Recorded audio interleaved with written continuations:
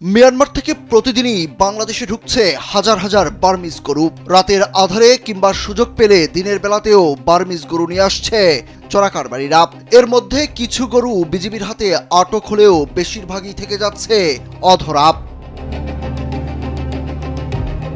জানা গেছে গত 2 থেকে 3 দিনেই অন্তত 500 গরু ঢুকেছে বাংলাদেশে। সীমান্তে অপেক্ষায় আরো অন্তত 7,000 গরু। আর গত 5 দিনে অভিযান চালিয়ে 55টি জব্দ করেছে বিজিবি সদস্যরা। পাচারকারীরা গরু পাচারের নিরাপদ রুট হিসাবে বেছে নিয়েছে বান্দরবানের নাইক্ষ্যংছড়ি সীমান্ত।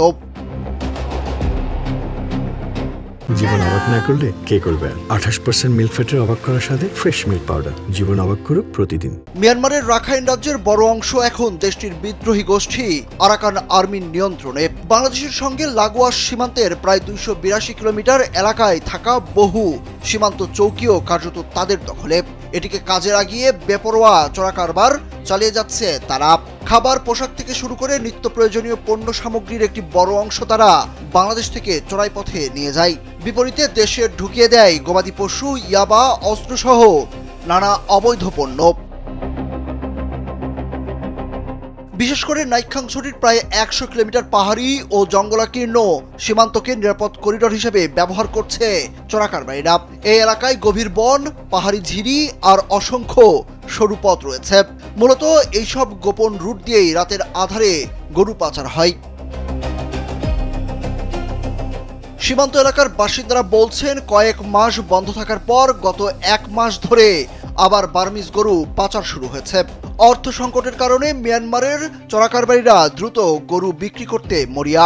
এজন্য তারা বাংলাদেশ অংশের ঘুমধুম, তুমরু, সোনাইছড়ি, নিকুছড়ি, ফুলতলি, জামছড়ি, ধর্মেরছড়া ও পাইনছড়া পয়েন্টের সক্রিয় চোরাকারবারিদের সঙ্গে যোগাযোগ বাড়িয়েছে।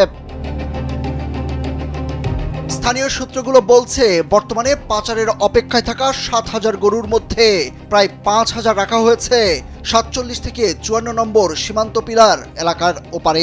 অনেক গরু আবার জঙ্গল পথে ঘুমধুম, সোনাইছড়ি ও চাকঢালা হয়ে কক্সবাজারের ঈদগাঁও ও চকরিয়ায় পাঠানো হয়েছে।